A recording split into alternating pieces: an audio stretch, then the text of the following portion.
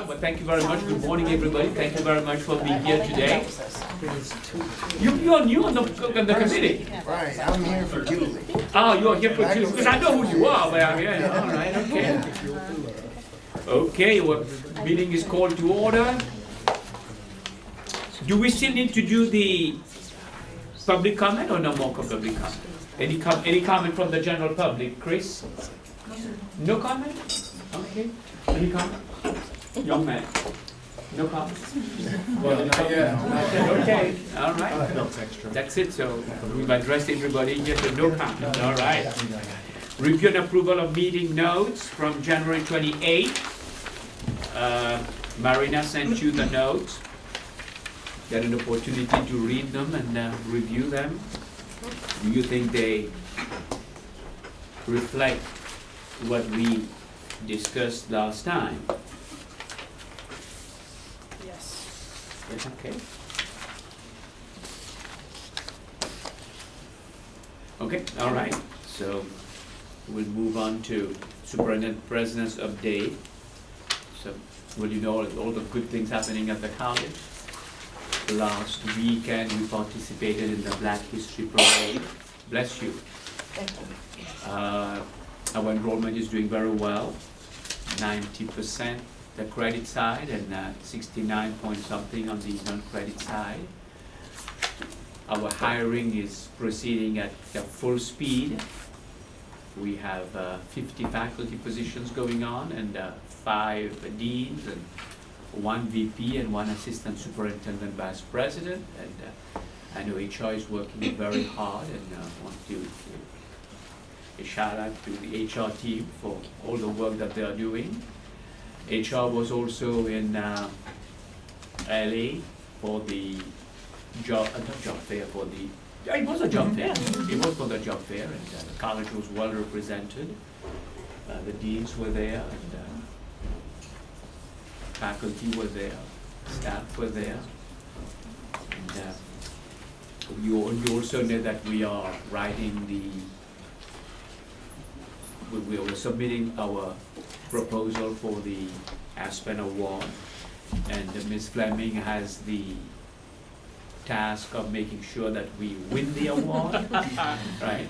Dr. Brockline. Dr. Brockline, together with you and Sheila and a lot of people are so working on that. There's a big team working I'm on very it. proud of how the college has come together. Once the college was identified as one of the 150 first rounders, right? We seem to be doing very well on that. In this, hopefully the fall semester will be one of the 10, and then the spring will be one of the 3. And then we'll get invited. Is that Washington or New York? Where did they make the big announcement? Washington? Colorado. Somewhere. Colorado? All right, wherever it is, we want to be there. We want to be the 3 teams that are there to receive the award. We're hoping for a chalet in Aspen, Colorado. You never know. You never know. The college is getting a lot of good publicity these days. We seem to be working very well, all of us together. And yesterday at the board meeting, we had even the Almonte High School District, Joint Unified High School District came to thank the college for welcoming the parents and the children here, and that we are their college of choice for the Almonte School. And that yet we have only 1 high school in that district that belongs to us. Well, doesn't belong to us, that is in our district, only 1 high school. That's the, what's it called, Rosemead High, right? That's the only one in, No, from it's a different district. It's a different district, but It's some of their Almonte streets, High- is the some of their Almonte streets aren't in our yes. district. Yeah, but that's the only high school in that district that is part of our district. And yet they said that we've treated them so well that they're going to send all their kids to us here. Well, I guess Yohondo would not like that at all. We could be in trouble with the Yohondo. As a matter of fact, we're doing so well that I had a visit, I believe this Monday, from San Gabriel High School. The San Gabriel High School superintendent with their board president came to see me, asking what it is that they should do for us to be able to provide the dual enrollment classes for them. And I said, well, we cannot. Very simple. We just cannot. because they are not in our district. We got exactly the same call from Alhambra. And I had to tell Dr. Olivo to make sure to tell her staff not to pursue Alhambra anymore. Because Makes me very sad. the East LA president made it very clear that we should just get out of Alhambra and not go there. That's not our district. They don't like to deny any student. You know, so if they come here, we'll take them, Yeah. but we cannot be going there, you know, and the It's a- Rio Hondo board has made it very clear to me as well that we should stay out of their district. But we didn't go out there courting them, it's they are coming to us. You know. They're But It was this- Arroyo High School. That's what it is, well, Arroyo High School, right? Yeah, but what all, the message that we're getting is that we are a very good school, and I must thank all of you for all the work that you're all doing to make this school what it is today, all right? Well, this concludes my report. Academic Affairs update. We have Dr. Scott will be telling us about accreditation update. First, in terms of academic affairs, we have some late start classes going in this spring. We're up about 300 enrollments this week. We're progressing towards our FTES target for the year. The summer schedule has been submitted and students will be able to see it on March 21st. We're developing the fall and winter schedules. We are progressing nicely with the hiring of 50 new faculty. Trying to pay particular attention to equity and making sure that people are trained well. We have, on our instructional equipment, we've met with the technology and facilities people and prioritized over $1 million in technology and instructional equipment. We've had preliminary discussions about making some revisions to our catalog to make it a more user-friendly catalog for our students, and so that's the first round of that, and we'll be working. How would This we make our semester. catalog more user-friendly?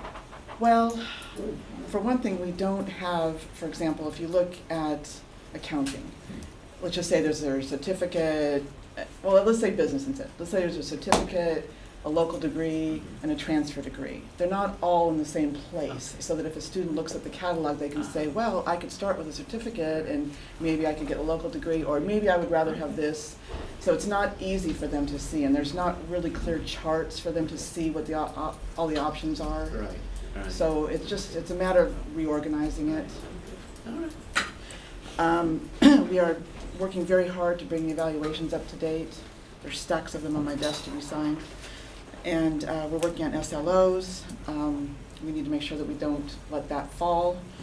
We're at over approximately 92% right now participation in SLOs. And we have a technical visit on March 24th, a curriculum technical visit with a member of the CIO at the statewide level and a statewide academic senate representative. And that will be the afternoon of the 24th. Could you tell us, maybe tell the group, maybe they don't know why we need to have a technical visit for curriculum? Well, we're calling it a special projects or special items. It's not, we're trying to keep it very collegial and just a discussion, but we need to ensure that we have compliance on hours to units. There is a chart and we need to follow that chart, and in some cases we need to get into compliance with that. And What are the consequences if we are not in compliance with hours to unit Well, conversion? we can have some audit problems, and we could perhaps have some FTES problems. Okay. So we don't want that, but we need to look at what happens. In some cases, people feel that units or hours should be raised, but there's also consequences for that in terms of our students. And there's financial aid issues, there are all kinds of issues. Yeah. And we just need to be aware of that. But the faculty have also asked for a number of other things to be brought up.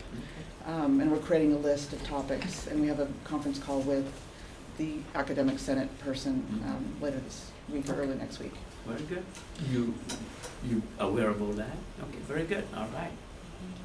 Thank Okay, you. that's it Thank for you that. doing Thank you. On accreditation, we did a presentation to the board last night, and I believe everybody knows because we've sent it out on Inside PCC, and we sent a separate email yesterday. The report is available for the campus to review now, the follow-up report.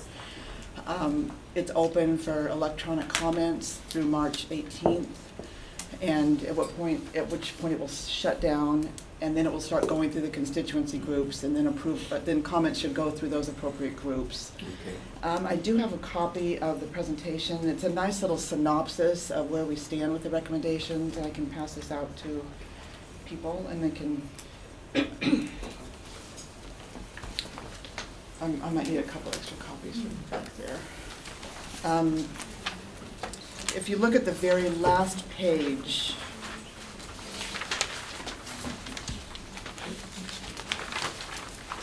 it talks about sort of the dates and where we go from here. PNP started its review of the report yesterday. We got through recommendation 4, and we will finish, I hope, on Monday. Jeannie was there, very helpful.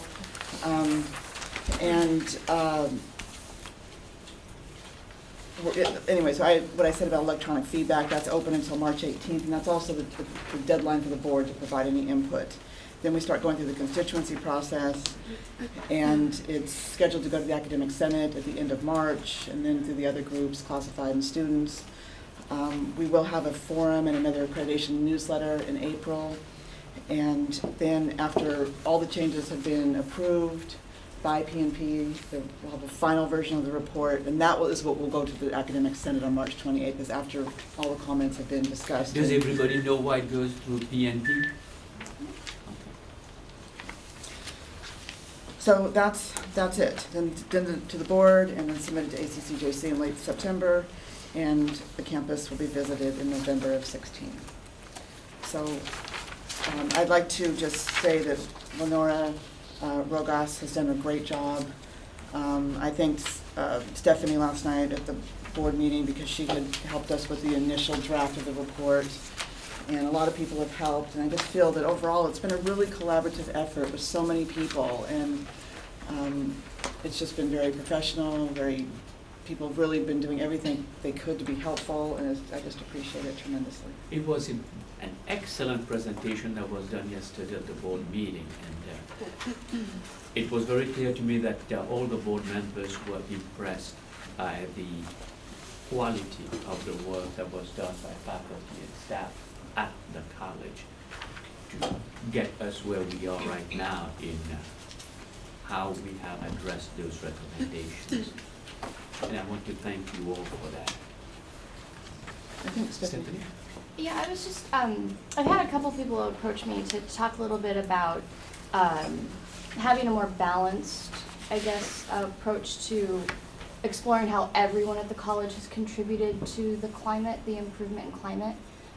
There's a lot, as it should, give credit to obviously the new administration, the leadership of the administration. There's a couple of like blanket statements about the role of the classified senate or the faculty, but it definitely doesn't go into any sort of detail or give any sort of credit to those two groups for the change in climate. I think that section, and it should mention administration, because obviously the administration's worked very hard to impact the climate. I was just wondering if there was a way to also give credit to the classified senate or talk more specifically about the work of the faculty or the faculty leadership. I think we probably some concrete examples, right? We can definitely provide concrete examples. Yeah, if that's the case, what I'm thinking is, when you assembled a team to go to Houston, I think that was a good integrated effort with Deborah representing classified and faculty, both the academic senate and the union. So maybe that's a good concrete example to begin with. Well, and I agree that things have been getting through the Senate. The Senate's been, the business of the Senate has been productive. Yeah. So, yeah, I'll talk to Nora about that. Yeah, I just think that we need to address, because there's the wording of the recommendation, but then if you look in the follow-up report, there's very specific reasons why they made that recommendation.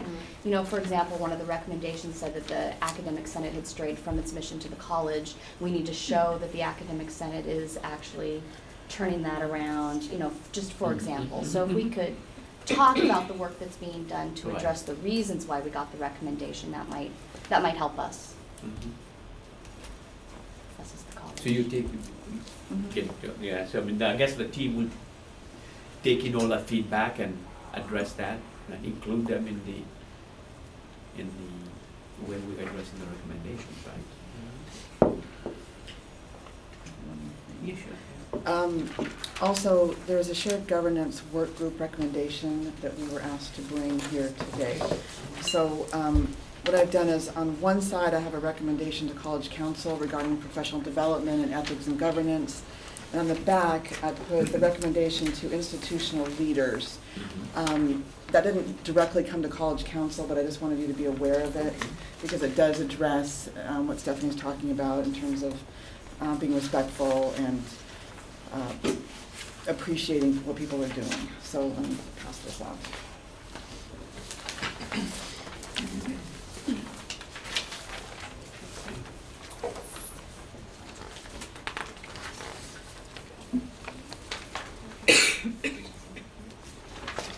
So on the first page, which is the shorter side, if you look about halfway down, the beginning is just sort of context.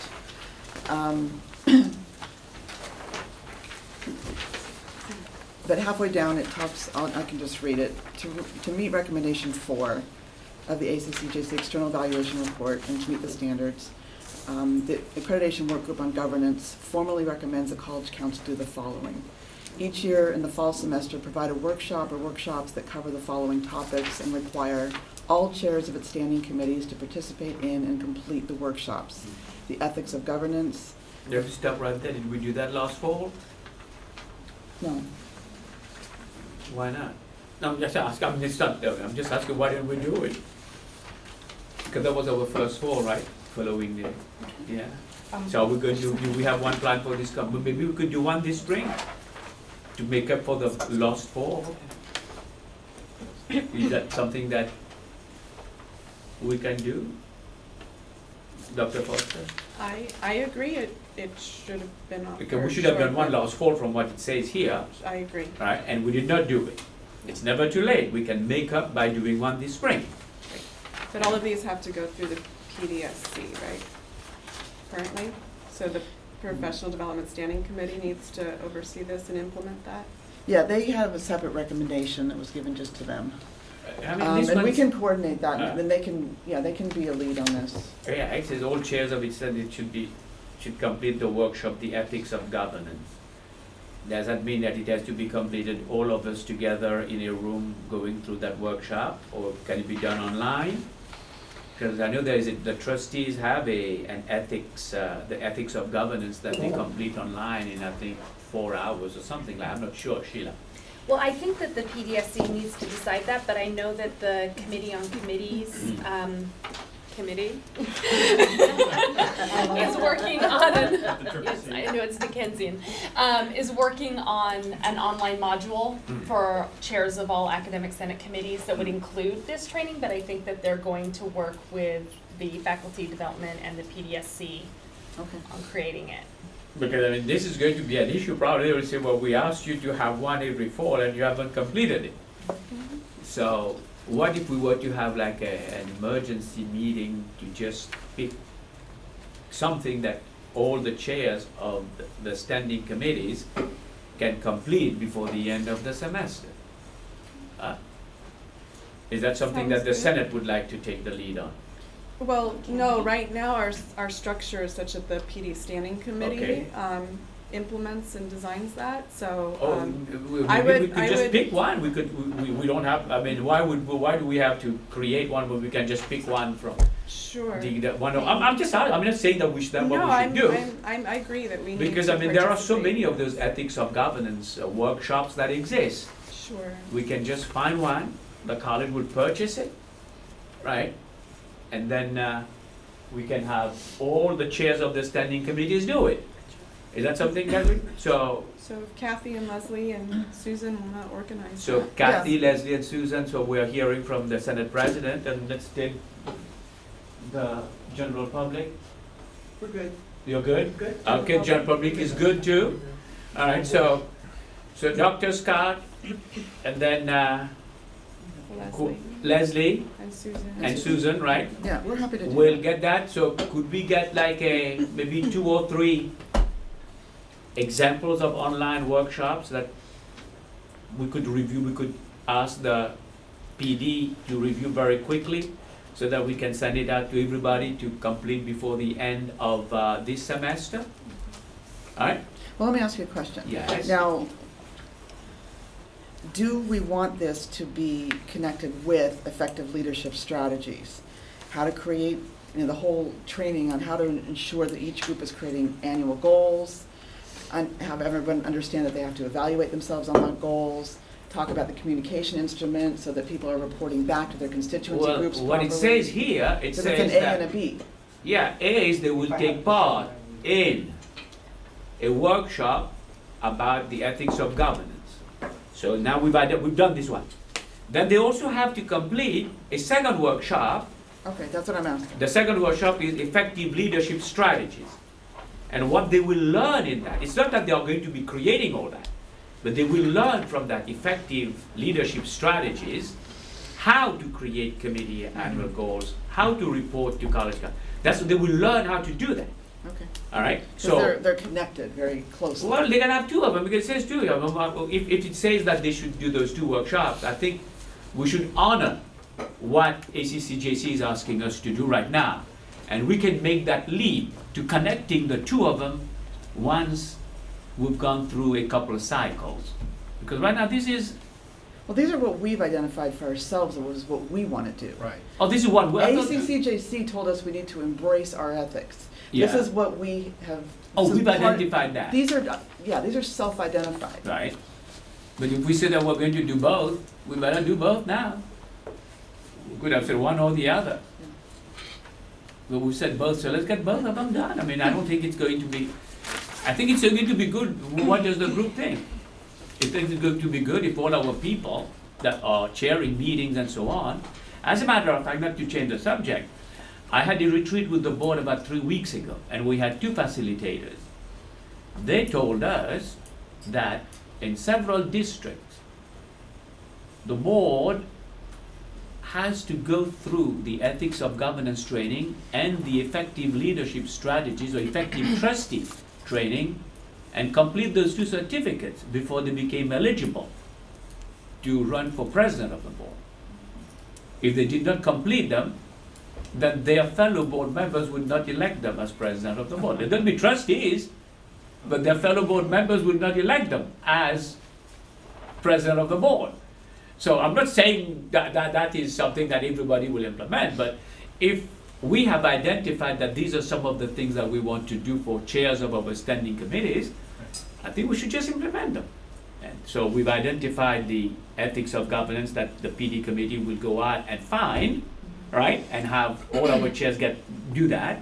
And then we'll also identify another one that will do the effective leadership strategies and get all our chairs to go to complete, because they will learn from that how to create committee goals. Like that, at least all of us will be on the same page. We may not like the way the goals are created from the workshop, but at least we will be equally exposed to what we don't like. Right. All right? So we'll all do it the same way. So we'll have that.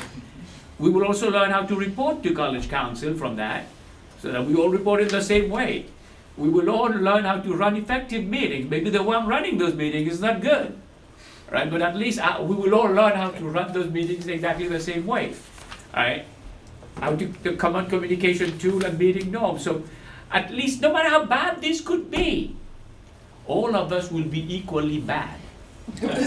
Because we will learn how to do it in exactly the same way. You follow what I'm saying? Yes. So is that something that the PD could put Well, together very quickly? Yeah, because if you look at number 2, it says representatives of college council, Yeah. in consultation with members of the PD standing committee, should develop the workshop and its materials. So Yeah, we already know what I we're understand doing. that. I follow what you're saying, but what I'm saying is that if we wait until that gets developed, this whole semester will be over and we will be behind by 1 year. Okay, we understand. Right? So let's get it done for now. Okay. And then after that, once we all know, we all agree on how to run meetings, we all agree on how to develop goals, and so on, then we can all come together and say, you know what? We've learned something, but we don't think we care very much about what we learned, because this is not exactly how we want to do it. Now let's get together and create what we have. So that gives us a head start. Deborah was first. I'd like to thank you for your comments. I think they're very valuable. As part of the working group that Yeah. worked on this document, I would like to just, as I'm rereading this, so we established our goal to do it in fall. Yeah. And I think you have a great idea that if we could, but I want to be sensitive to everyone's workloads. Yes. And I think as long as we do it before the accreditation team comes, Uh-huh. we're probably in good shape and planning wise, and I just want to be sensitive to the No, people that have I to pull it understand that, but together. at least we know it's going to be done. That's true. Because if we wait till we create it, there's not much time left before this semester is over. But that was very nice of you, Deborah. February is almost over, right? We don't have much time before this semester is over. So by the time the committees meet and create and go through all the processes that we go through, the group will be here and we will have done nothing. You feel what I'm saying? So just get it done, you know? Are you suggesting that at least the second B, the effective leadership strategies, the existing instrument or training that the board had, could somehow, the necessary changes being made, be implemented by us directly?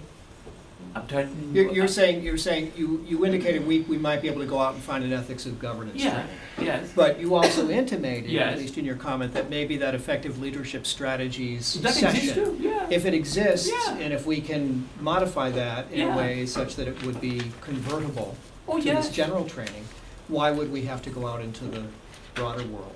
We can, like I said, both of them exist out there, plenty of them. Well, okay, no, I was just trying to Ah. clarify whether you were suggesting we were gonna actually look at that which was presented to the board by their training. No, Okay, that's fine. no. They were told.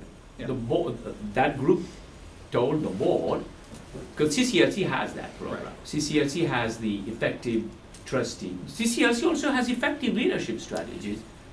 Yeah, and that we get that for free from CCLC, my understanding is, right? We get that for free. Yeah, Okay. yeah. Cynthia. I know one outcome that resulted, and there's probably more, from Mhm. College Council in the fall and spring is that Julie led a group to design that feedback form or that everybody would use to fill out and take back to their constituent group. Right. Right. So we could just conduct a workshop based on that. That would go with, should develop the workshop and materials. Do you think That's actually good. you think you will have all that done? I mean, it doesn't have to be elaborate. It's just norming all committee members about the use of the form and the importance of reporting out to your constituent group. I personally think that I like the idea of A, doing whatever, that online. But I do think the B, because it is very specific to ours, I think we could do a workshop this semester and get everybody together. And it would not be as good as it will be in the future when we refine it. All right. But I think we could certainly do something, start the conversation. I agree. And then in the fall, kind of hone it, make it a little bit, tighter and better. I mean, I don't have any problem as long Yeah. as we have something that we can We have get something. people to do, right? About effective leadership strategies before the semester is over. So that at least we can bring all the committee chairs together and say, listen, this is PCC, this is how, for now, this is how we think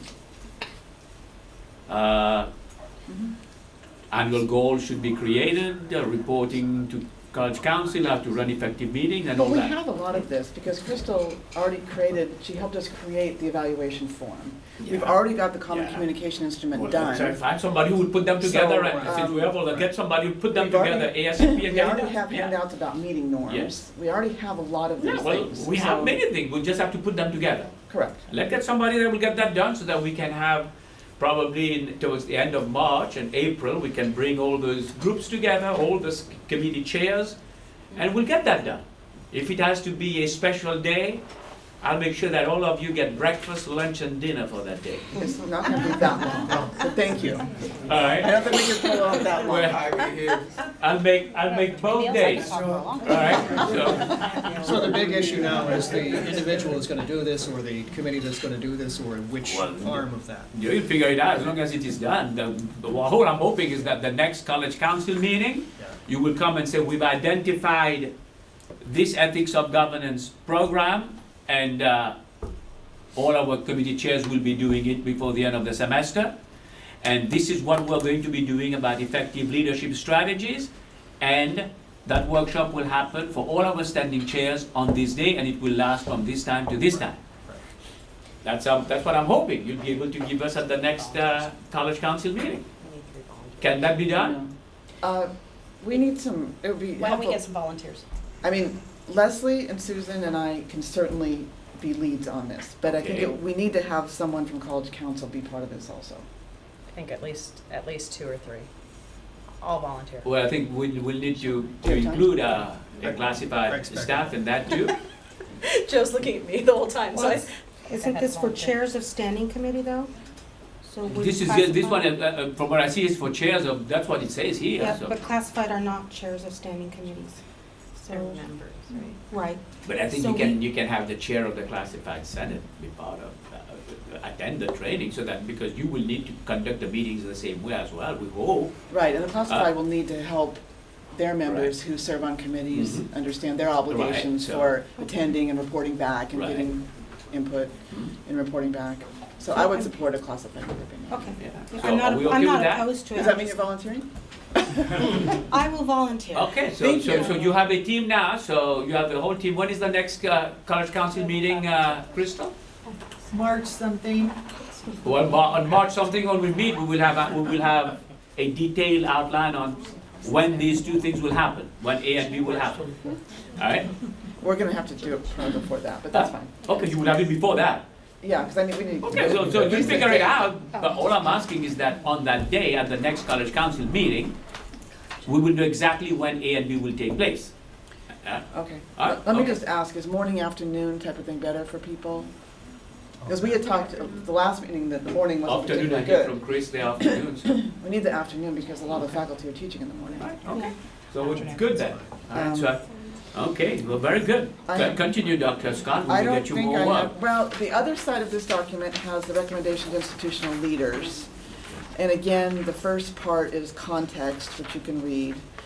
But we want to be sure that we are discussing and implementing practices, if you look at the 1, 2, 3, 4, 5 at the bottom, that demonstrate appreciation of faculty and staff who participate in shared governance and other campus activities beyond their contract assignment.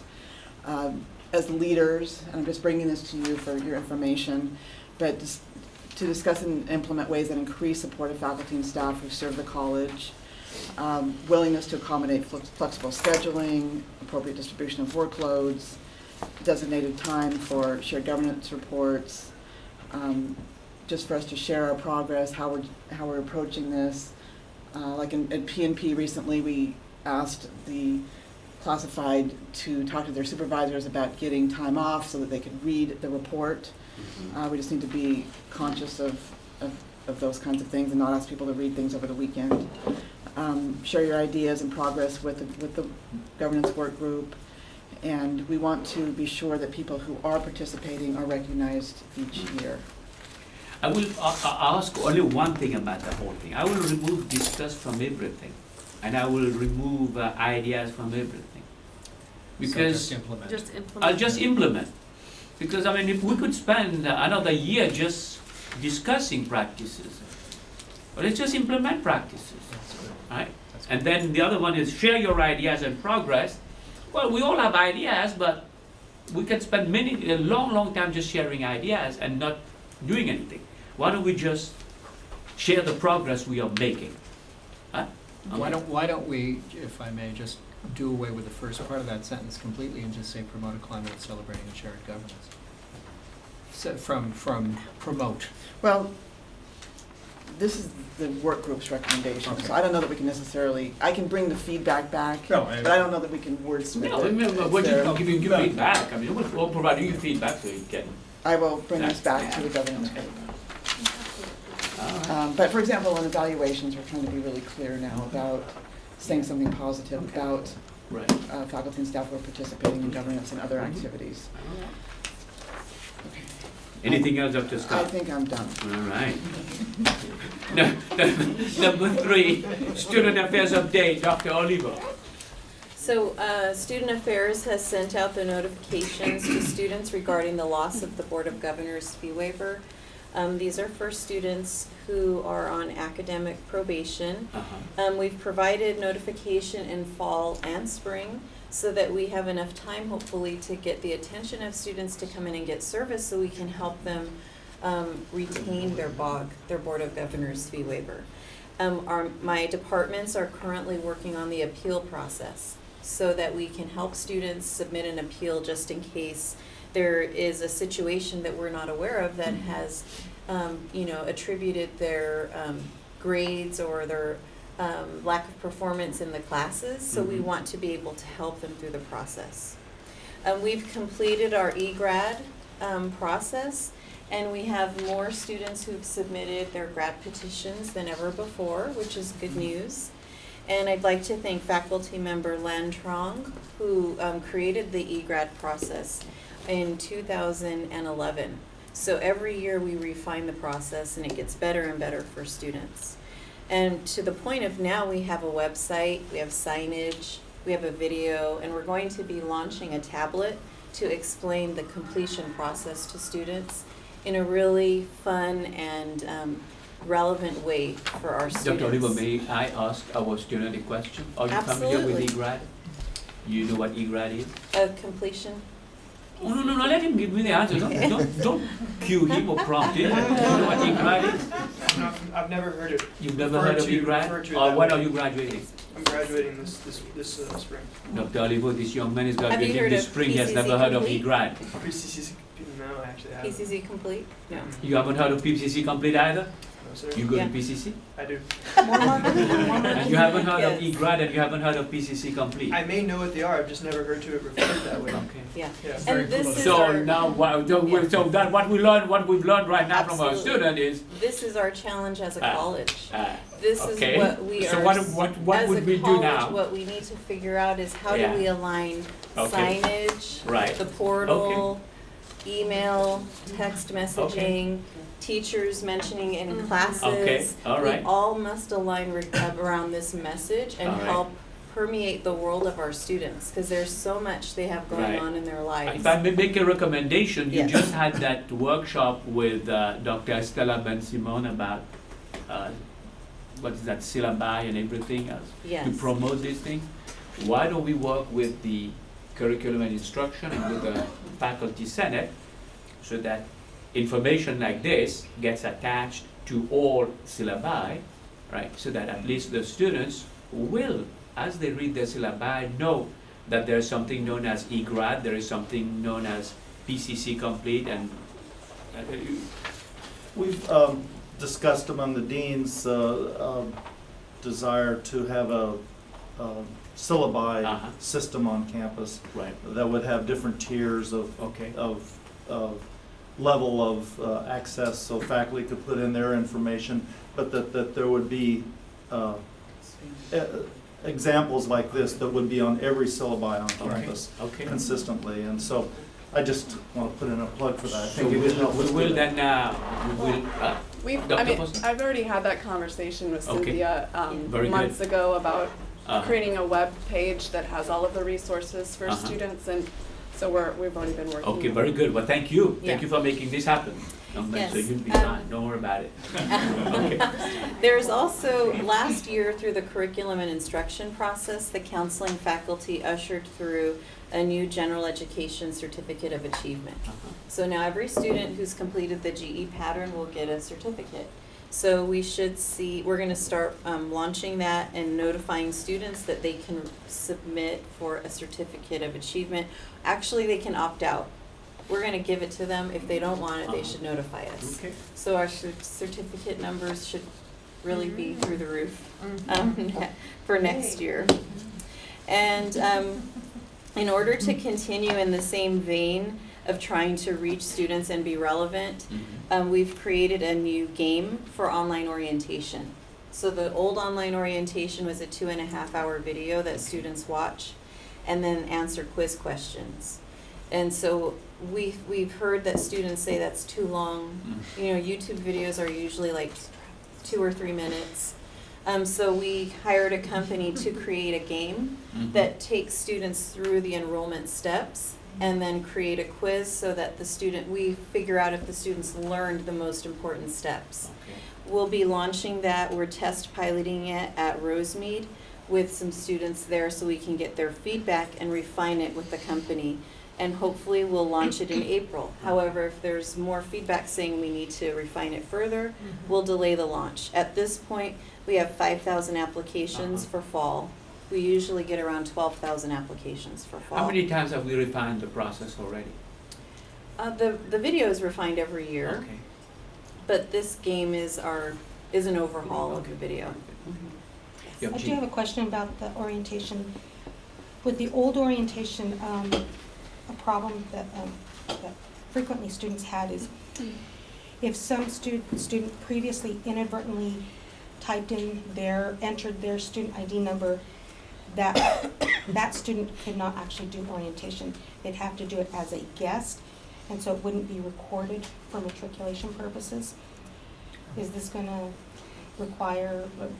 solve that problem? Well, always when you're designing, we design for 80% of the people. There will always be 20% issues. That's what we're here for, right? To address the students that can't make it through the process. So that might still happen. Hopefully it won't. Okay. But again, in doing these kinds of things, we'll implement and then refine, continuously figuring out what needs to be better.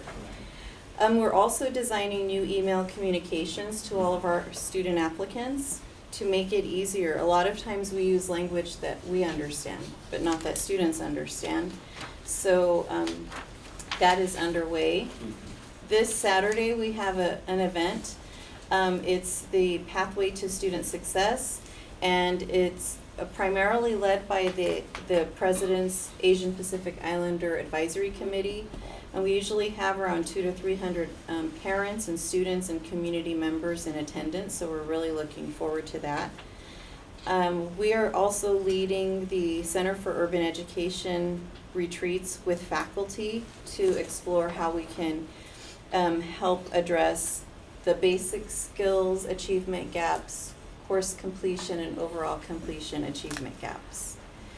I want to also thank everyone engaged in the Helping Low-Income Student Projects, which I sent an email out to the campus just to update everyone. And, we have new members of our management team, Rebecca Cobb, Susan Bricker, Armando Duran, Manuel Cerda, and Ofelia Arellano, and it's really helped out a lot. I'm able to think more strategically and get a lot more work done. So I've invited many people who lead funding, and I've asked them if we can meet to grade our funding. So equity and SSSP and BSI and CTE, if we can get together and intentionally plan to build for scale. So we no longer have pilots and programs serving 2,000 students. Let's have services for all 27,000 students. And so we're going to have that meeting, and hopefully what will result are things like having a welcome center, having student success centers in every area of the college, having a completion center, so that we're intentionally building services to help students along their pathway. You know what a completion center will do? Help with completion? What is that? I don't know. You will have To the completion. graduate? All right, very good. Excellent, that's good. That's what you will do, right, Dr. Olivo? Yes, that's All right, so you that's know. what I will do. All right. And then we have new technology rolling out. I'll be attending an Associated Student Executive Committee meeting to talk about this new technology because I'll need their help rolling it out to students.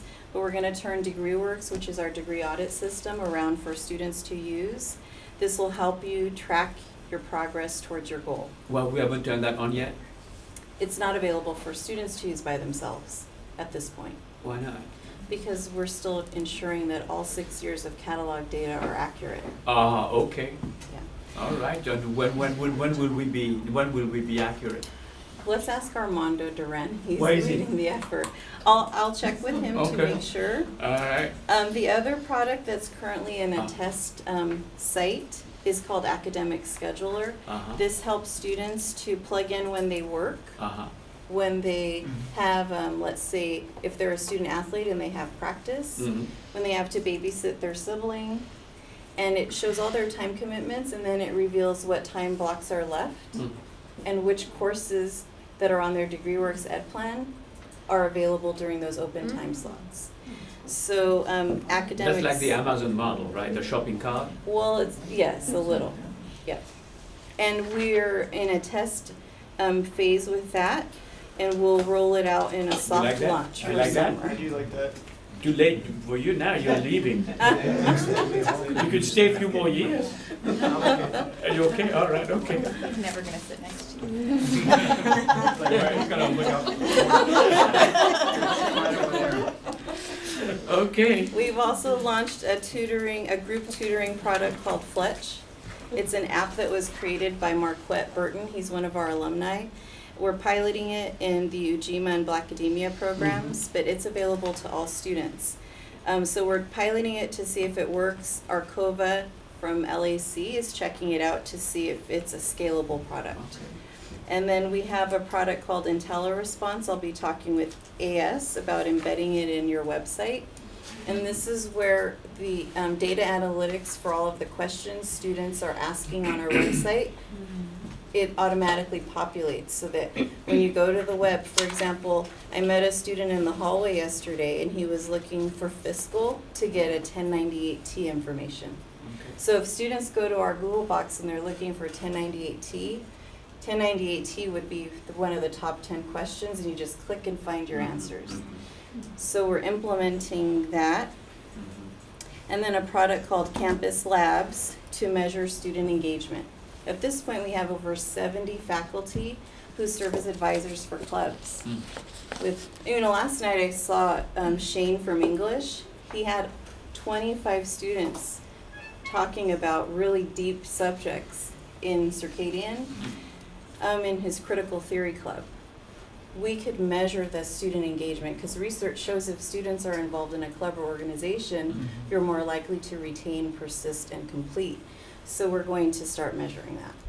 That's all we're doing. How do you measure that again? What's the program that you have? There's a program that measures? There is a program where we can have students check in to events and then survey them. Okay. Yeah, and then measure engagement. All right. Good. That's about all we're doing so far in our area. Wow, you're doing a lot there. Yes. All right. Well, what other division or other areas of the college are doing as much as they are doing there, student services? That's a lot. Wow. Okay. Then we have standing committee update, enrollment management.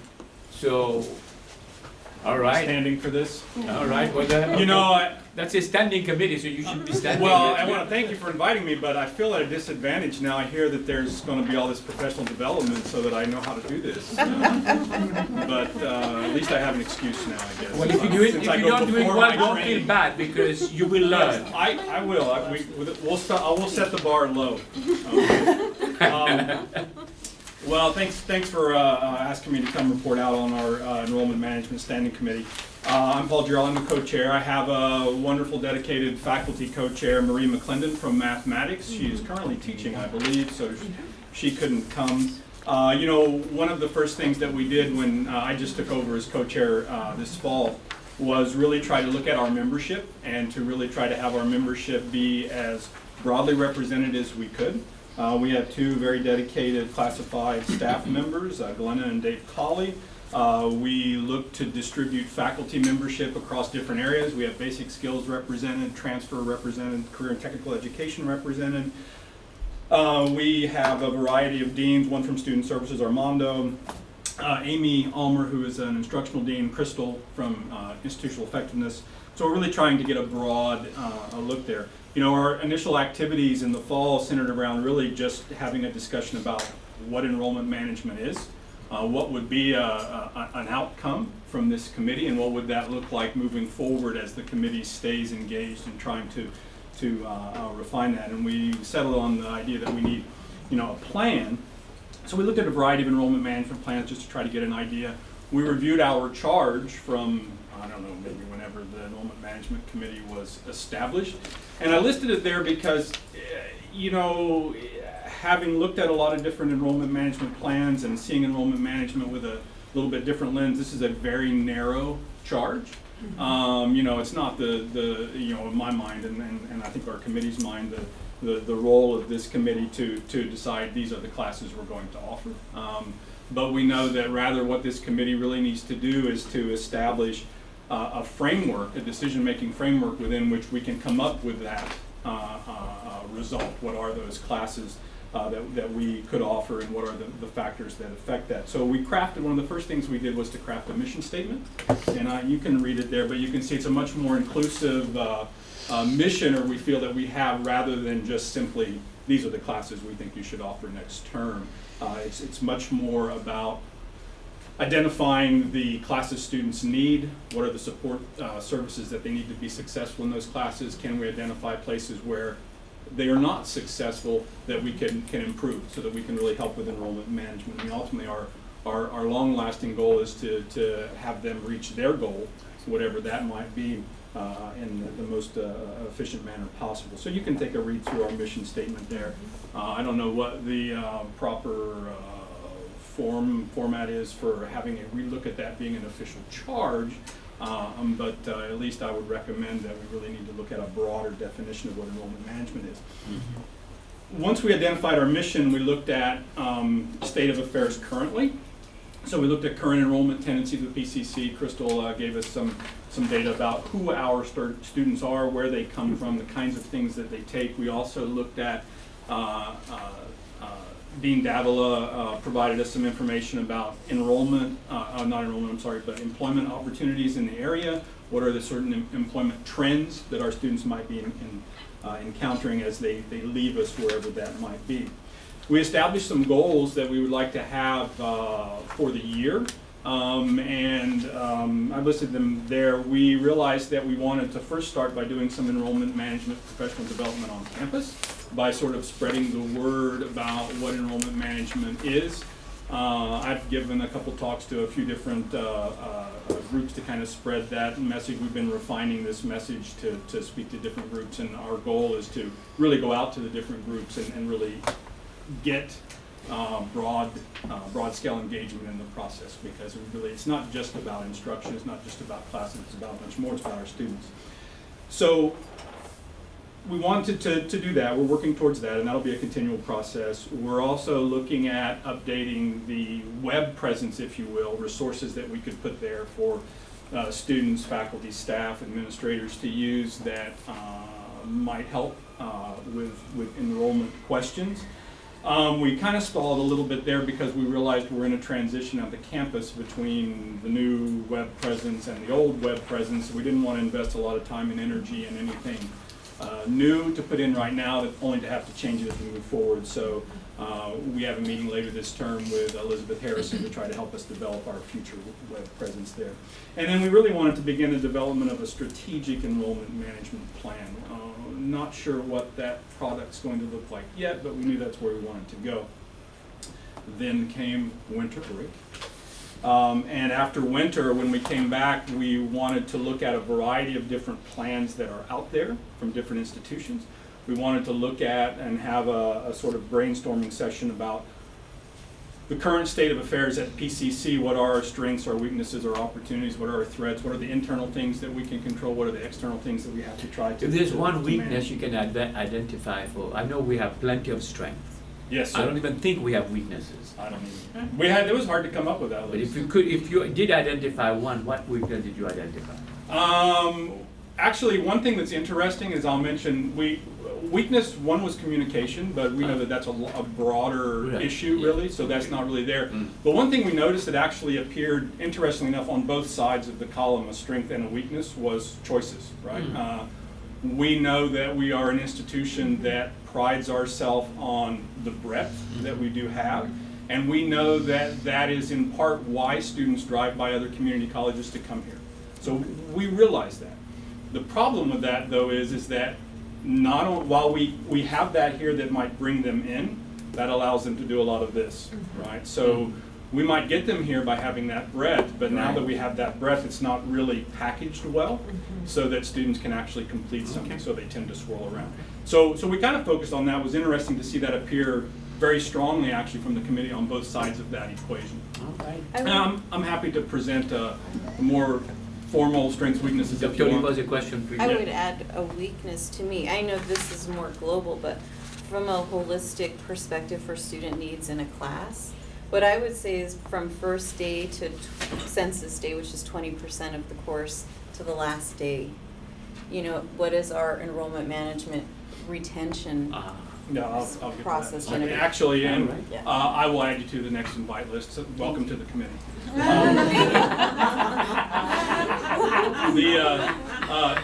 As Dr. Olivo mentioned, one of the things that came out of this is that our charge focused on one point in time. And the charge that College Council, or whenever this was incepted, gave to the Enrollment Management Standing Committee was to recommend these classes, right? That is a very brief point in time for a student's journey through Pasadena and ultimately into their careers. So we realized what we really needed to focus on, and this is one of the things that led us to a broader sort of mission, is that, you know, we do need to look at that whole thing, right? We have marketing and recruitment that is important. How do we advertise ourselves? How do we get students in the front door? Once we get students to the front door, how do they apply? Once they apply, do we get them to matriculate? We started collecting, Marie and I started collecting a little bit of data. Thank you, Crystal, by the way. I asked for it and I had it in like 20 minutes, which is kind of nice. One of the things that popped out was that we might have 13,000 students that apply, but of that cohort that applied, we had 1,300 that took a placement exam. So we lost 90% right there. Now, does that mean they didn't come? No, probably not. Does that mean they're waiting to take a placement exam? Yes, many of them do, and that's a problem, right? So we're trying to identify where these leaky parts are where students get lost in this kind of journey. And so then matriculation and census is important only in the sense that, and I see why this was the initial charge, is that census is important from a budgetary point of view because that's how the state funds us for most of our money. So enrollment management to census, having enough students in the right classes at 20% of that duration of that class, that's a very specific point in time, is very important from a budgetary point of view, but not from a student's point of view, from their journey through. And then all the way on through to their success, and whatever their success may be, transfer, right, completion, movement from a basic skills class into a college level class. Those are all things that we want to try to look at for this plan.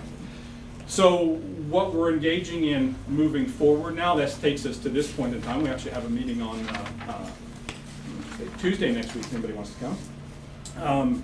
What we're looking at now is Marie is putting together and working pretty passionately. She comes from Valencia College in Florida, has taught there for a while, and they have a well-developed plan, and so she's used to thinking in things a lot like this. But at any rate, she wants us to develop an enrollment management audit. So we're looking at every point along those phases of enrollment management, if you will, there. What are things that who are the people that we need to have in the room to have the engaged conversation about how that we can be more successful in these different phases? What are the kinds of information that we need to look at that will help inform decisions that might improve our students' success at any given point along that way? So we're looking at doing that. That'll probably take us through the end of the term, is to really try to get these working groups together that will allow us to address these different points that are important in enrollment management in the broad sense. Next year and beyond, we certainly want to continue with this audit. We realize we don't even know what questions to ask yet. We don't know what data we're going to need until we get into it and start looking at it. So that's going to certainly continue through next year. I'd like to be pretty complete or have good concrete ideas about that by the end of fall. I would like to have a working plan that we can float around. And by plan, I just mean just some kind of decision-making framework that can inform, you know, processes along the way here for that by the end of next year. And then obviously whatever we do has to be continually improved. It has to tie into larger, certainly, our educational master plan. We don't want this to be at odds with any of our strategic planning timelines and whatever. So that's where we're working on as we move our way through that. So that is my untrained update to you. So I'm happy to answer any questions if you have any. I invite you to our next meeting. I can let you know. Any questions for Dr. Jarrell? No? All right. Well, we thank you very much. My pleasure. Governance Assessment Survey, Campus Climate Survey. Who is that? All right, Ms. Cole Rose. You too? No. Oh, okay, all right. No, Raise your hand. No. Okay. Before Crystal sets up, I was just wondering if we could give a big thank you to Crystal and her staff and institutional effectiveness, because this week alone, well, these last couple weeks, I mean, they've led the budget retreat. They're providing evidence for accreditation. They're providing all of the data requests for the entire campus. Her staff has been instrumental in providing all of the data and the charts and stuff that we need for the Aspen Prize application, the grant coordination, the development of the new grants, God, I'm the exhausted. campus climate. Yeah, You left out it's a very important thing that Crystal is involved in. world peace. Crystal is also helping the state, the accreditation process. Oh, that's right, she's your assistant on your, Crystal is the special assistant Special. to the College of the Siskiyous Accreditation Visit. when is your visit? Huh? When is your visit? We're leaving this Sunday morning at 6 a.m. And we will be back in Los Angeles on Thursday evening at 11:28. Fun. Yeah, it's a bonding experience. But a big thank you from me, and I think that's great. Oh, will you thank Crystal a lot for you did a great job, Crystal. Thank you. Thank you, I Thank you, appreciate thank that, I'll let them know. Just need to know your motto, we'll work for beer. That's right. And Things happen. trivia and Bob's, we do that really well too. So, as part of the accreditation recommendations to address those, we have developed a new survey, which is the one you're looking at right now. I'm just gonna run you through it quick. This is the governance survey. This will go out to all members who are on a one of the standing committees and college council, which isn't here yet because they're updating it for me now. So if you are a member of the committee, and we know that you're a member of the committee, and we have to know you're a member of the committee in order to get this to you, you will get this survey via email, where you'll have the option to choose one or more than one shared governance committee that you are serving on. So for example, let's say we put in the new ones, you are serving on budget and resource allocation, but let's say you're also serving on IEC. So that's your example. You hit submit. And what you'll see here is the first thing you do is you're gonna get the questions for the Budget and Resource Allocation Committee. So there's a series of 15 questions that we're gonna ask you to answer. These actually were worked on by the Shared Governance Accreditation team. They reviewed these and agreed to them. So there's the questions, you answer these, you go on to the next page. Oh, actually, it's all in one page. Look at us, we did that so good. And a piece there for your any additional comments. And then you'll see it goes on to the next committee that you selected. Okay. So now you answer for the Institutional Effectiveness Committee. If you only chose one committee, you just get it once. If you choose 5 committees, you'll get it 5 times. If you serve on 5 committees, you should reconsider your life. So this will go out to anybody who is serving on a shared governance committee. We good? Any questions? I have a question. So are you tracking the number of responses? And if enough responses don't come in, there's some kind of mechanism for prompting people? Well, we can always send it out more than once, so we will monitor the responses, but we'll send it out multiple times to remind people to take it. If I understand your question, that somebody could fill that several times?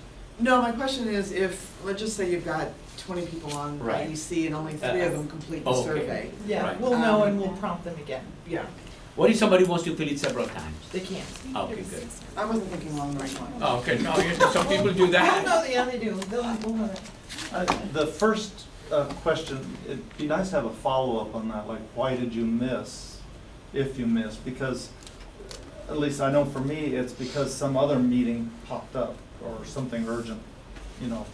So then it might inform us, are we having trouble in this area because, Well, of our conflicts all impression over of how the that question would work is that when the committee reviewed it, and that would be the charge of the committee to review it, if they see that people are saying that I attended less than half of the meetings, then the committee needs to talk about that. Why are the members only attending, or why is this a problem? Yeah. So this is a committee discussion, and that's what this instrument is designed for, is the results go back to that standing committee or that shared governance committee, and they talk about it.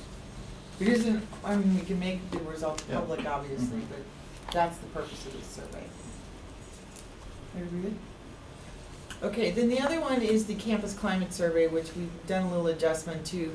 what we did is we wanted to really focus this spring on those issues that we saw in last springs that were most critical, and that was understanding the accreditation, planning, program review, campus climate, and shared governance. So in this one, you will get a specific login, which is your regular login to the college. Mine's not 4 digits, that's just test, because this is the test one. And at first you start this out, you're gonna get the mission statement. Then you're gonna get a series, just a couple questions on demographics. And then you go into a series of questions on how strongly you agree or disagree with the following statements. And these are basically your collegiality sorts of statements about the college.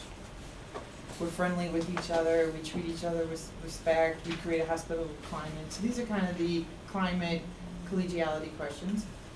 And then we have decision making. Please indicate to disagree with the following. I enjoy the people I work with. That's still kind of climate, team spirit, blah, blah. These were on last spring's survey.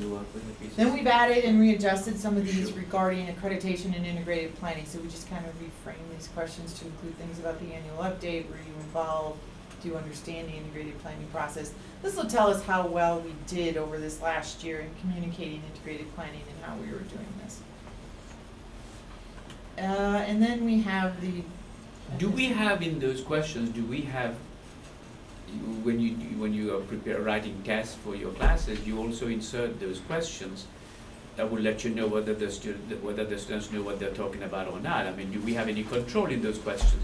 You have a question that says, do you understand the ACC, the accreditation standards, right? Yeah. Do we have somewhere in that something that will correlate with that to let us know that when they said yes, they did know what they meant, because there's another question that says that the answer that tell us that they maybe lied on that. Well, from Really? from my experiences with the last cycle, everyone thinks they know them. Okay. But we already thought we knew them. It's helping people understand what they think they know that they don't know, or that maybe Right. misunderstanding So the. how do we check for that? Yeah, so what's applicable, what's the difference in between, like, an issue that we deal with on campus, because they're all important, but if that issue may not specifically address an accreditation standard, I think that's what we have to Right. get to. So I don't know how you ask that question, because as soon as you say, do you understand the accreditation? Do we say yes? Yeah, it's not gonna. And there was another one We didn't say that. yes or no, we put it on a language Then I saw scale another one for there 'em. that said, I am friendly with people I don't know. Well, I'm always friendly with people I don't know. Yes, and actually, we found that we were friendly with people we don't know, but not with each other. That's what we found? Just saying. Okay. You know, it's a good point, and let me see if I can work something in that might get a little closer to that. All right. That will frame it. Okay. Crystal? Yeah? How many people complete that survey every year? What percent of the? Oh, that's a good question. We had a Employees pretty at the good college. turnout. We had over 300 Oh, that's responses good. last year. Yeah, and how many people was the survey sent to? Oh, boy, probably close to 1,000. Okay. And for an online survey, that's a pretty good response Oh, rate. yeah, And that's it's really not, good. it's not much difference than what we got back in paper. Mm-hmm. Do you think if you tied it to a $10 gift card at Starbucks or something, you might get a better result? I don't have For $10 to give them, and Dr. actually, Green might. that presents a problem in anonymity when we do that, because then we do have to Mhm. collect who they are. And that sometimes will taint their responses. Yeah, we will, yeah. More people participate because of the card, and we can't Well, trust then the I have answers to know at who that they point. are. Which they don't From the like. scientists there, I just then voted the it. answers will not be reliable, right? No. I'm just feeling that because of my gift card. Drunk on Starbucks. There's Vote nothing early and wrong with often. that, by the way. Can I So these ask are a- the, yes. A question? Sure. How many adjuncts respond? Do you happen to know? Very small amounts of adjuncts respond to this. So- Part of our issue with adjuncts is we send this to the pasadena.edu email address. Yeah. We've been working on that to pull up and see if they have a secondary email address that they may use more frequently. Which most do. Yeah, and you know, and we understand that, so we did have a small adjunct response, and I think we reported that out last year, and we are gonna try to come up with some ways to get more adjuncts to respond. We do wanna hear. Some adjuncts, it's very hard for them, because when I ask them questions like, do you understand the ACCGC accreditation standards, I don't even think they have, right. Right, Never. but that's good, because then that tells us we have education to do there as well. Yeah. So these are the shared governance questions. We didn't change these were exactly as they were on last year's survey. Are we good? You've seen these all before, folks, multiple times. So this is going out to everyone, whereas the first survey is going out to only shared governance committee Right, members. right. Very good, good, good. And these are more environment questions. I believe my job is important. High standards of work are often abandoned under pressure. What a great question. No kidding. We have up-to-date methods for getting work done around here. I'm kept well informed about matters affecting work. What's the same thing? These were very hard questions for us last year. We scored poorly on these. Particular, most of the time it's safe to say when things around here, we scored very low on that. So that's one of the reasons we kept it on this year's. Oh, and that one, I usually hear about important matters through the grapevine. Strongly agree. No surprise. Okay. So then Alex Buckelheid asked me to include communication questions. So this is actually a whole new section this year. So, so how this one works is, do I read attend? It's a yes, no. So yes, I read the inside PCC. How satisfied are you with it? I'm totally dissatisfied. It sucks. We didn't ask a lot more than that. We're just kind of getting some basic information, see how this works. We'll elaborate on it if we need to in the future. What 3 types of news and information regarding PCC do you value the most? We have a little list there. Are you active on social media? So PCC on Twitter, are you aware? No. Do you follow? Obviously that would be a no. PCC on Facebook, yes. Do you follow? Yes. So again, they're just very simple yes, no. And then I prefer to read news that makes my job easier, news that makes me feel good about PCC. Alex is, and then how do you like to receive your information? Video, email, posters around campus, flyer delivered to your campus members. And then last is an open-ended. Is there anything you would like to see improved at PCC? Only 24? That's a lot. characters 2,400. only. Yeah, we didn't want to go crazy. Take away a 0. Yeah. Keep it to a Twitter post. Yeah, 60, right? 120 Yeah. So that's this year's survey. This will be going out in April. And then In you can- April? April. All right. Very good. So you're done, Crystal? I am actually. Probably not because you know going to Oregon. So. No. Okay. Any question for Crystal? Anything else, Crystal? Nope. All right. So all very high. Everybody's happy. Let's see how many in this room will fill those surveys as soon as they get them. I see only 1, 2, 3, 4, 5. Well, that's good. Very good. That's a higher rate of response than the 33%. Well, we tried to keep them a little shorter and simpler because we understand long surveys really put. Do we, a lot. about the students, don't they get that survey? They don't get this one. They get This is another the- one? Well, they do the fall student survey, which we're just about Okay. to write. Well, we have just written the summary that'll be coming out in the next week or so. Mhm. And it asks a lot of similar questions about how they feel about the climate on campus, Okay. their satisfaction with the campus in general, and with their classroom experience. All right. Anything you want to share with us about the climate on campus? I think you guys, not at the moment, I don't think, but one thing that does associated students have access to the outcome that you get from the survey? Yes, of course they do. Irving and I talked about it a lot before, and then we'll send him a copy afterwards as well. Great. We also tried to work with him this year on getting additional questions added that he wanted, but we just couldn't get the timeline worked out. Okay. Thank you. All items, discussion and possible action. AP 3005, College Council. Where's AP 3005?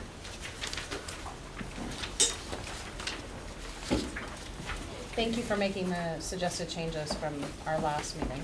Okay. Where is the Well, AP? that's kind of my job. One of them.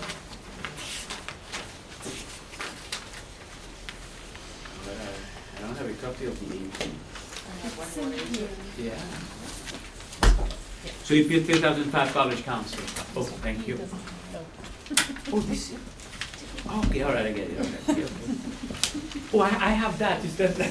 I didn't realize this. I thought this was the. Thank you. All right. Okay. All right. All right. Who would lead this discussion on that? Yes. So I have a question. Yes. I'm not the lead, but in a subcommittee meeting with shared governance leaders, we had discussed the membership. Yes. And we had respectfully requested to have classified Senate representatives match the academic Senate representatives, so Right. to be 4 and 4. And I see Right. that's not reflected in this document, so I wanted to bring that to the table. Any thought on that, anyone? Because when I was looking, I was discussing it with Crystal. The classified already have one CSE rep, one police officers association rep, and then there's then you have 3 reps from the classified Senate. So you have 6 reps already on the. And confidential, so they And have confidential. 7. You have 7 reps on that already. So my response the- to that would be that classified Senate, it has a different focus than the unions, and confidentials maybe could view topics more along the lines of management, and so we're just asking for parity with the academic Senate, which has 4 reps. Because I also have to take a look at the composition of the committee. There are only 4 faculty on the committee right now. 5 faculty, 4 representing the faculty senate and 1 representing the California Federation of Teachers. The faculty association, right? Whereas there are already 7 representatives of classified. All right? You are, no? Okay, so that's why I for now, will keep it like this. And remember, this is a recommending body. Okay. This is a recommending body. We'll keep it like this because classified is significantly represented on this committee, right? And if you add confidential, as a matter of fact, let's introduce you are the new confidential rep on this committee, right? Yeah, When were you appointed or nominated? The last confidential meeting. Oh, the last confidential meeting, okay. So how many are there, Julie, right now? I mean, how many classified on this committee? 7. 7. We only have 7 classified, okay? Well, the subcommittee didn't Right. think it was going to be a problem, and we Right. all, as leaders, we agreed. I think Stephanie was at that meeting. Yeah, And so if that's not going to work in this forum, then I felt obligated to bring it up. Okay. All right, no, I understand, because that's so, like I said, I'm giving my explanation for that. Sure. We already have 7 classified members of this committee, and this committee has how many members in all? A bunch. 18. 18 members, so that's a Oh, significant. and you, 19. 90, that's a significant percentage of the representation of this committee is classified already. Okay, so, then we could end up with parity in that, and then we'll have to keep increasing the number of people on the committee so that everybody is equally represented. Okay? Other discussion, other comments on this? We can revisit it next year. Sure. Okay, if we feel that classified and not being represented well enough, we can revisit it someday. Thank you. Anything else on this? Okay. The next one is ethics work group, general ethics statement and recommendations. What's that? I think, are we supposed to vote on that last item? Vote on the Oh. changes? Is that what we're supposed to do? Okay. Well, I need to move this forward with your approval so it can get posted.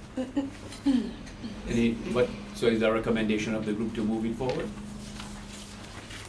Yes. Is you're recommending it that it moves forward? So we're making some changes to what happens to APs now.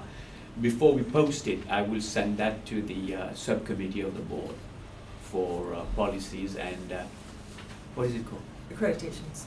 That's what it is. That's what it's called, policies. Policies and accreditations. Policies and accreditations before we post it. Okay. Ethics work group, general ethics statement and recommendations. Great. So, I believe you've already seen this, and there were some questions last week. I don't know if they got addressed or not. But we're hoping for approval for this as well, so that we can move it forward to publications and get some posters made to put up in meeting rooms, such as this one, offices, as a reminder to people that these are, this is the way we do business at the college. And so we're hoping to make the people more aware of what our ethical standards are. because it seemed like the accreditation team did not think we were sort of well-versed in what the ethics of the college were. We didn't know what those policies were, and we weren't following them. So this is only a summary of ethical behaviors taken from the policies, and it's not intended to be punitive or negative. It's intended to guide people to think about how their behavior, how their behavior should look to others, and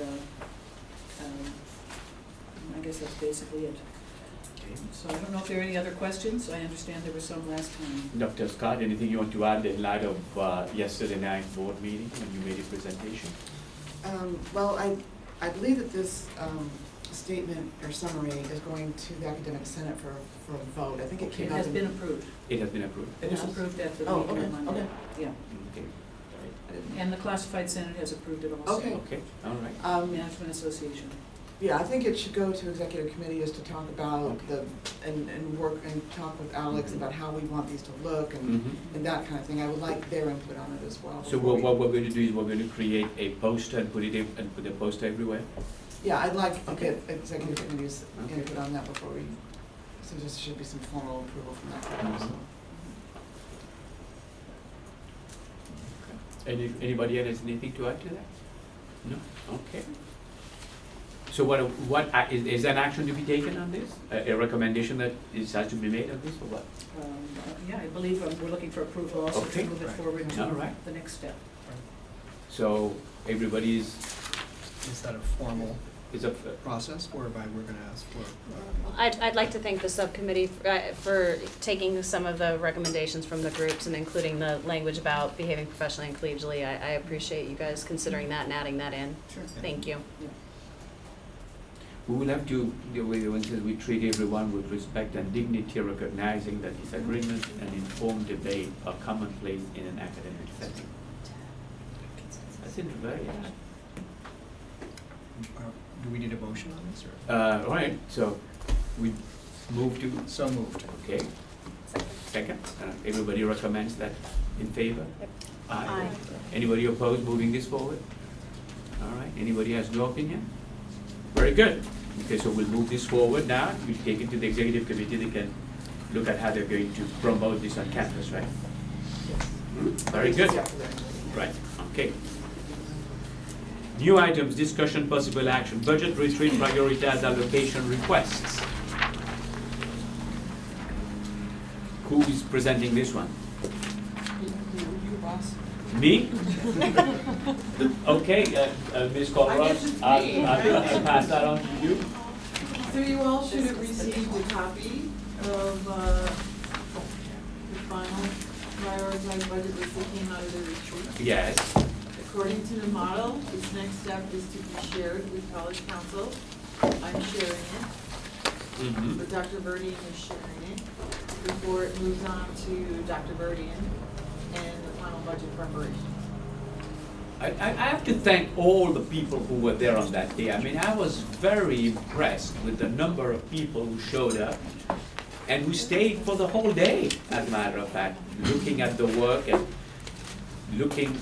prioritizing, discussing, and it showed that how dedicated classified staff, faculty, and the managers of this college are when it comes to moving this college forward. And what's the sum total? Billions. Billions, eh? I think it's like somewhere around $14 million. All right. Personal and professional development, look at the amount of money there, that's wonderful. All right, so what do we do with this now? Share it. Share it? And then, If they have anything they'd like to say. anyone has anything to say about this? Julie? So I thought it was a great retreat. I thought Crystal and Dave did a great job. Are you going to survey the participants on, I don't know, recommendations for? What did you do? They already got You did?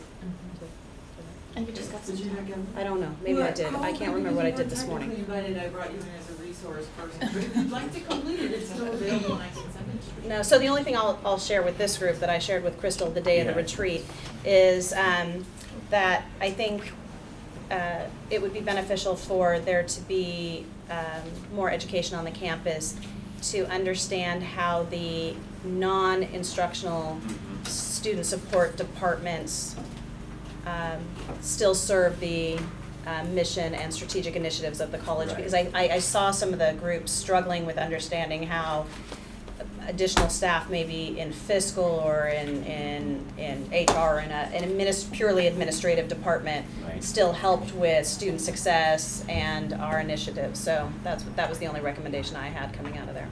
Okay, very good. Ginny, you wanted to I just had a general question because unfortunately I missed the budget retreat. But I see on this prioritization list, different places where it's asking for professional development monies. Are departments requesting that, or is that going to the professional development group to allocate for these departments and groups? Crystal? Well, that depends on if the money, that depends on if money becomes available. And if money becomes available, I believe it should go through the professional development standing committee. Well, from what we see here, if money becomes available, 60,000, first group that will get the money is $60,000 for adjunct stipends, is that correct? Well, that's not PD. No. Well, it says personal and Yeah. professional development Well, at the top. the middle of the first page for academic and student affairs, there's Yes. professional development for flex days. Hmm. There's other examples, but I was just wondering how that fits into the college budget versus state allocated professional development monies. You have the same question? Yes. These are additional requests for funding. These are additional requests, it's not the one we give already. Right, right. Okay. Anything that was already being funded is not on this list. These Okay. are requests for additional funding. Stephanie? If your final decision Yes. about resource allocation differs from this chart, Yes. which I'm sure it will in some areas, I was just wondering what the plan is on how to share that information, how to communicate to the campus community why there was a difference. Just from conversations in Senate, I think that there's a misconception about how the final decision gets made and who has that responsibility and everything, so I was just wondering what Okay, that let me, I communication have was. always said that, and I will reiterate it here. Whatever recommendation is made to me, if I disagree with it, if I make some changes, I will communicate to faculty senate, to classified senate, and to management the reason for that. I'll give you an example right now. I mean, just as for the membership of College Council, I gave you the reason why, right? So and I will do the same thing here. This is on top of everything that we are giving, not we are giving, I mean, that's on top of everything that is allocated, right? And if we do not follow this, right, I will provide an explanation as to why we did not allocate the additional money to the Office of Academic Affairs for adjunct stipends, but we gave it all the way down to student life. Okay, I will give that explanation. Would that be like given in this space and then it's up to the leaders of the constituent groups to communicate back? I will communicate that to all the leaders of the groups, that is the classified senate, the faculty senate, and the management group, so that then you can distribute that, disseminate that to all your members. Thank you. Is that fair? Yeah, I just was curious about No. the process for, Right. No, that's what. that way we're all that- doing it the that's same what we- way. That's what we do, because since we spend so much time doing it, right, it is important that we show value to that work that was done and that we respect it. Because otherwise, people will say, well, why did we waste all that time? All right? Thank you. So first, Crystal wanted to respond, I think. Well, I just wanted, sorry, I just wanted to say that I'll be using this list when we are writing grants to see if there are things that we could ask for in grant funding that are from this list. So it's not, this list I see as a guide to us, procuring additional funds from other resources. And that's one of the things that I thought was very valuable to me, is I could see what the college Right. prioritized, and now when we're working on grants, we can go to this list and say, how can we write this into a grant? to get- Right. Jim? I thought it was a really good event, Mhm. but it was baby steps. First time through, and we had a big learning curve Right. getting started, Mhm. and then trying to do it all in one day, there was an element of fatigue Mhm. stepped in. So just as we move forward, again, building on it, improving it, how can we maybe get a larger group of people involved? Because it was informed the participants as much as the participants informed the Mhm. final results. So, Right, so right. it's an important thing, and somehow ramp it up, and maybe a little bit over time. I know time was just urgent on this, but anyway, just some thoughts Right. on how we can build on a successful event. Can we hear a little bit from the faculty? I'm sorry, what? Can we get from the faculty senate, any feedback about the retreat? Well, The I budget. think that a few people who attended thought it was informative, Mhm. but were a bit confused about the rubric part and how to Okay. score. Okay. So that was unclear, and I think then there was this feeling of what's going to happen next. Mhm. You know, it did take Okay. a lot of effort. Right, What's right. going? Is our feedback going to be heard? Right. Oh, we be taking note of all the feedback? We'll deal with all that feedback, right? The Right. committee. There's an open-ended question Right. on the survey that we Okay. sent out, and Right. that'll all be addressed with Right. in policy, Uh-huh. planning and priorities. And I agree with Mhm. her entirely, it was very cumbersome to do this, it took us a really long time, Mhm. Dr. Douglas and I, to even think of a way to have a large Right. group engage in this conversation. And we did invite over 135 people to the Mhm. event. So we sent a lot of invitations, we had actually 54 that showed up. So we were trying to go broad, and even though we had specific groups were mentioned in the model that we had to invite, anybody who asked me, I said you were more than welcome to attend. All right. So I went broad in allowing people to attend the event and bringing them in. Very good. And yes, it was very cumbersome. Any feedback from classified staff? You were there, Paul. Yeah. So what, any feedback? Well, now if we're ever stranded on a boat, we know how to prioritize. It's a great skill. All right.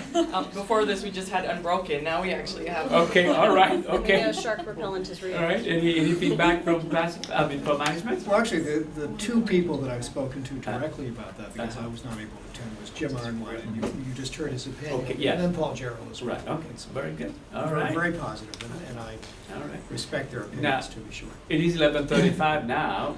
You want to continue the meeting or you to just finish it? So will the other items will continue for next meeting or what? Is that, or do you want to keep going till we finish the items here? Let's finish them. Finish them? Okay. Videotaping of college council meetings.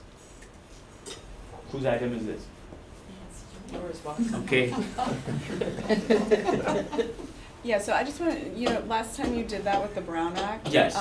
We had senators that basically said that it was led by other people in the Yes. room and not you. Okay. So we want to make it clear that if you put something on the agenda, it's coming from you. 'cause Okay, there were all right, some okay, miscommunication videotaping of about college that. council meetings. I don't want to throw anyone under the bus who doesn't deserve it. All right, very good, thank you. All right.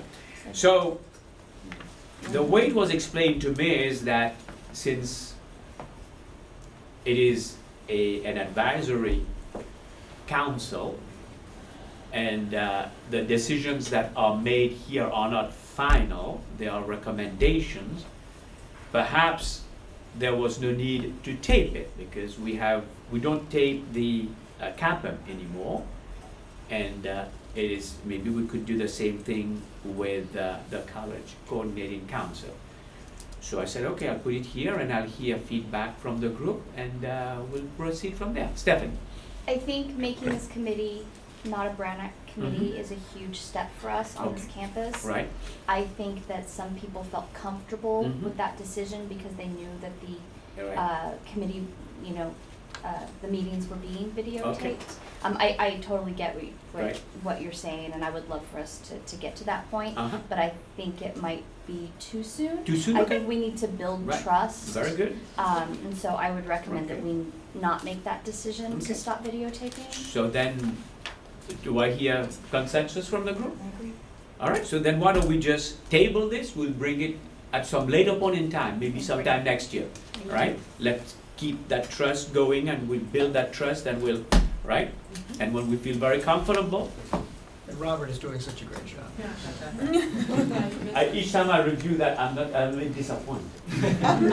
Because I don't see my face. I always see that bald spot. The lights. So, We'll let you know. Okay, so, all right, okay. Discuss possible new meeting time. Our time has been, I think we've shifted time because sometimes I see us at 2 o'clock, sometimes at 1 o'clock, sometimes in the morning. What is the appropriate time for this meeting? This is the right time, Stephanie? This is the time that we met for the last 2 years. Okay, well, then we don't need this item then. I think the other meetings were like emergency meetings Oh, or when okay, somebody was very out of town good. or something like that. Okay, excellent. So is that okay with everybody? All right, 10 to 11, yes, sir. Well, I mean, with regards to time, I don't know, how the process is of deciding when the time is and when that's taking place. I do know that the students weren't exactly informed early on. Yes. So it was very difficult to accommodate because this 10:30 is exactly when we have a lot of class time. Okay, okay. So if everyone is okay with this time, that's great. It's Uh-huh. just if we can include the students early on, preferably Right. before registration. I know that might be a little difficult, Okay. but that would allow us to Very adjust our good. schedule. Well, Dr. Olivo and Dr. Scott will make sure that AS knows that this committee, College Council, meets on Thursdays from 10 to 11:30. And if that's We'll not gonna send that change- information out, the information will be sent to Dr. Rebecca Cobb, right, and to AS. Cool. Jim? Well, that brings up a point, or a reason why to keep a consistent time so that they can know what to expect. Right. But many of our scheduling blocks start at 10:30. I wonder if it'd be easier for students if we started at 10:30. Well, let's I'll just let's bring up. that back and we can think about it and talk about it. And I also will take a few seconds to remind management on this committee that they should make sure to inform the management group as a whole that classified staff who are on committees need to be given the opportunity to attend those meetings, right? And of course, the classified staff who are on the committees will let their managers know ahead of time. We give them the schedule. Maybe they might say, Julie, right? They might say, Ms. Mosier, I am on these 2 committees, and my committees meet throughout the semester on Mondays, every other Monday from 1 to 2, and every other Thursdays from 1:25 to 3:20, right? So that they too, the managers also can plan their work. So I hope that Joe, Jim, Julie will get that message across. And of course, Matt. Yes. No, so they don't get that message across to Yeah. managers so that we can, because it is important that if we talk about collegial consultation, if we talk about creating an environment of communication, right, it is important that everybody gets to participate and that the time is made available. All right? You want to say something, Matt? Just had a suggestion. A lot of the committees, their meeting times are kind of based on the meeting time of this committee. Yes. So maybe in the future, or maybe the next academic year, working with students to kind of know when, if 10 to 12 is not a good time, if maybe 2 to 4 in the afternoon is a much better time. We structure our meetings Right. that way, so not only do we have student participation here, but we have more participation in the standing committees as well. So for next year, we know that this committee will meet from 10 to 11:30. That's for 16-17, that is done now, right? This committee for 16-17 is 10 to 11:30, right? So you can share that information to everybody, right? And then, as Matt said, so all the other committees now can schedule their meetings based on this one, all right? In the interest of time, we'll limit announcements to very short, 10-second clips, okay? No one? All right, so then we'll adjourn the meeting at 11:40.